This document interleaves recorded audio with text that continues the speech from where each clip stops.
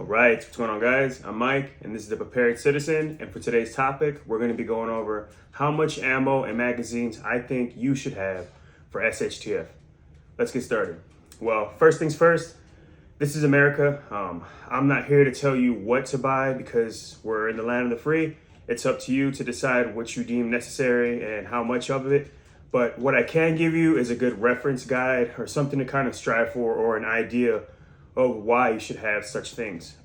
So with that said, ammo and mags, they're major failure points when they come to firearms.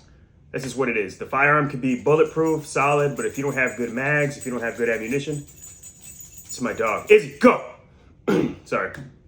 But if you don't have good mags or good ammunition, the firearm could fail, you know? So those are two major failure points. Those parts are perishable. So that's why I think it's important to try different brands of ammo and magazines and see what works best for you, and then just stick with that. So now that we have that out of the way, let's start with pistol mags. I think a solid baseline should be 9 magazines. Well, you might ask, why 9, Mr. Prepared Citizen? Well, young whippersnapper, I would say that typically I carry personally 3 magazines on me. I carry one in the gun, one in the holster because it's a sidecar, so it has an attachment for one. I carry appendix. And then I always carry an EDC bag, so there's a third one there. But those 3 magazines, the first 3 are your vetted magazines. They've been tested. They've been to the range. They've been tested with range and carry ammunition. And you know that they work to a point to where you can trust your life on it to an extent. Because again, this is a failure point. Anything can happen. So you definitely want to have good training, know how to clear a malfunction if the case were to arise. So don't forget about that part. But these magazines are the ones that you could essentially know that these things work. I've put them through their paces. They work. They're solid. That's why you need those 3. Then you should have 3 magazines that you could train with at the gun range. The difference between the training magazines and those is that you're going to put a lot more wear and tear on these. You know, you might drop them more. You're going to put more rounds through them, but you want to separate the two because your carry gun should just have that. It's ready to go. They're solid. And you have 3, to kind of mirror what you carry. And those should be the ones that you do all of your practice and all your training, everything that goes through them, dropping them, whatever the case may be. Those are the ones for hard use. And that's why you want to keep those for the range and reserve them for there and training. That way we don't carry these mags because I have a little cheat sheet, just because I kind of have autism. I'm like, I'll just keep hammering. But that's why we don't carry these mags, because since there's more hard use on these mags, there's a potential for a failure. So you don't want to mix those up. So we suggest stick to keeping those at the range and just for training.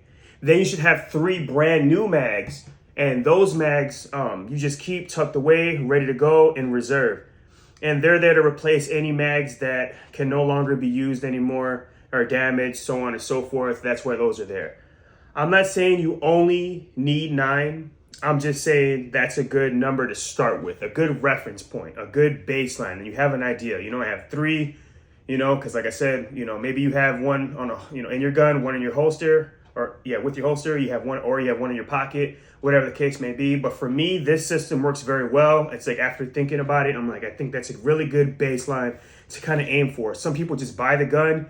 It comes with 1 or 2 mags and they call it a day, and they use the same one at the range or whatever the case may be. They don't even know if these mags work.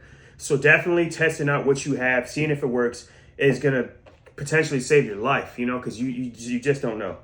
Now let's switch to rifle mags. All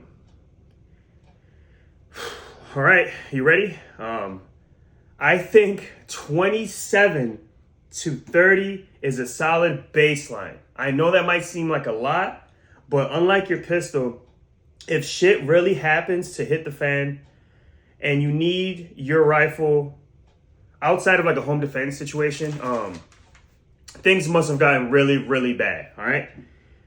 So there's a different criteria that goes along with having a rifle, all right? Because like I said, you're going to have your pistol on you. So, you got to really think about this. The average soldier carries anywhere from 3 to 6 magazines, right?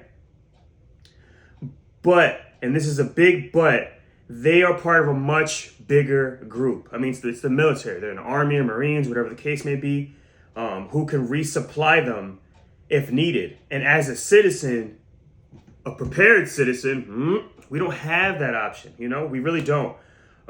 We don't have that luxury. So we have to consider sustainment.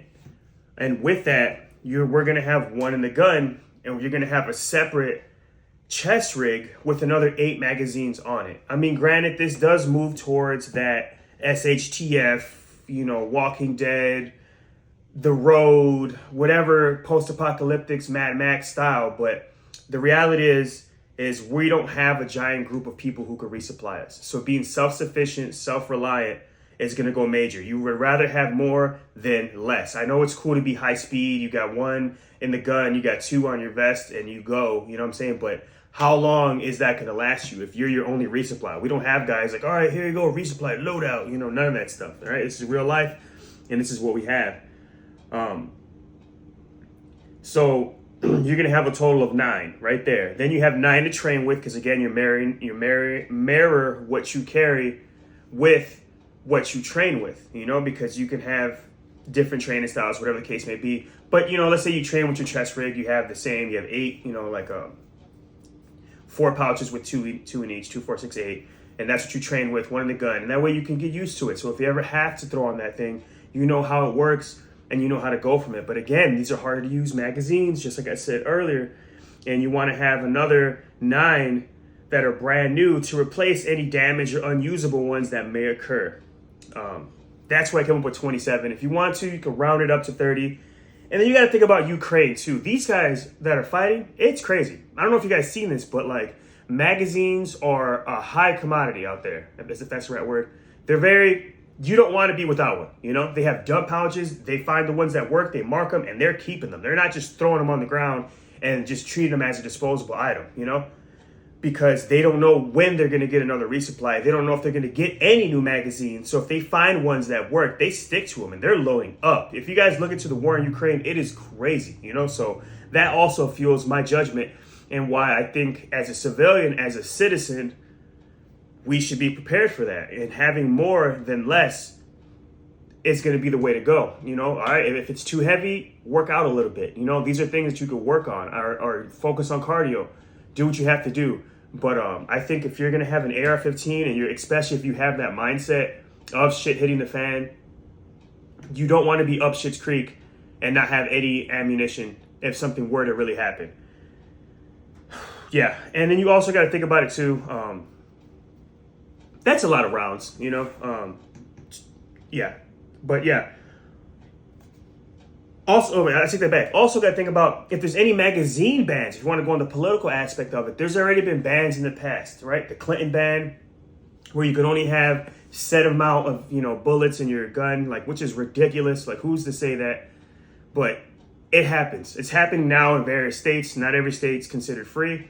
So that's something to consider, is having more so that way you kind of protect yourself and you're prepared for that. All right. But now that we set the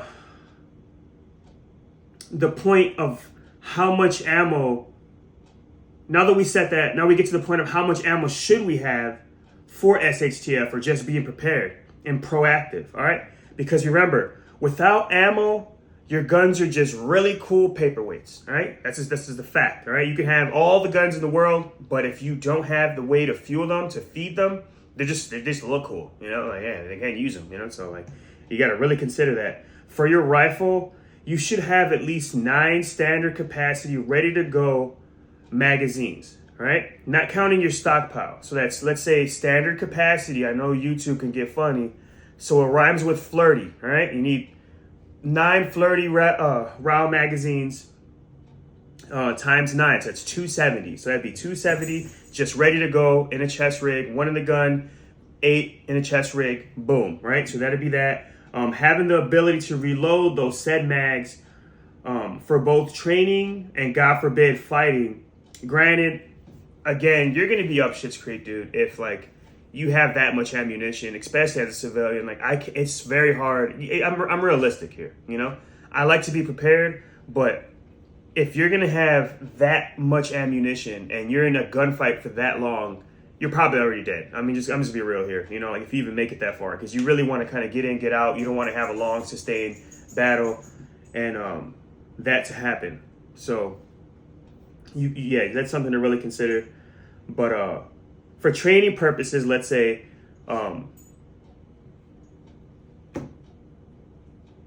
you want to have those 30 or those flirty magazines. There's 27 of them, 810 rounds, right?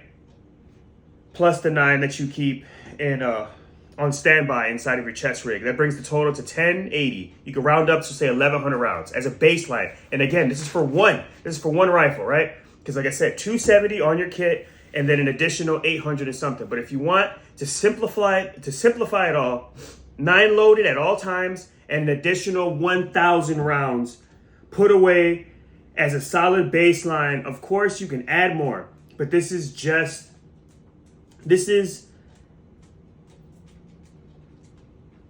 a way as a solid baseline and an insurance policy and like a goal that you could strive for. So that's why I say, you know, the 9 loaded plus 1,000 more. Bear with me here, you know. I'm trying here, but yeah, I think that's a good way to kind of go. And that's for one gun. If you have multiple AR-15s, you know, good for you. But you really have to consider that you can only carry one. Same thing with your pistol. So, you know, figure that out. Especially if you have like a wife, then maybe you should double up and get 2, or you can have as much. Again, I'm not here to tell you exactly how much to get, but just kind of give you an idea, right? Pistol ammunition. I think, of course, the 3 that you carry every day should always be loaded, plus an additional 1,000 rounds for training. And I know they're going to be like, Mike, Mr. Prepared Citizen, what's up? You know, like 1,000 rounds, you're matching the same thing as your rifle. But you got to consider this, because the reality of the situation is that the pistol is most likely the gun that you're going to have on you when shit hits the fan. So it's the gun you should train with the most. And that's why I say, for just simplistic terms, to have 1,000 rounds on standby as well. If you're balling and then having this per pistol, per rifle that you own, then go for it. But for me, the reality is I can only carry 1 of each. So that's where I'm going. If you have a wife, if you have like another, you know, like a second rifle loadout, you know, kit for her, you can marry this and have ×2. Again, this is a good baseline. So if you want to expand upon this and have more ammo, you can do that as well. But I just to kind of get you guys an idea of a number of how much mags, how much ammo should you put to the side. I feel like once you get that squared away, you can kind of tuck it to the side. You know, you're kind of secure. If there was anything to happen, you can at least train for a little bit. You have enough to fight, you know, you can do whatever the case may be.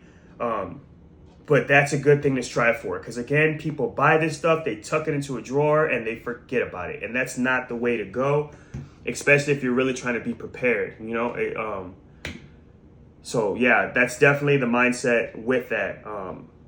But yeah, that's just some food for thought, something you should consider, and just my thought process. All right. I appreciate you guys watching.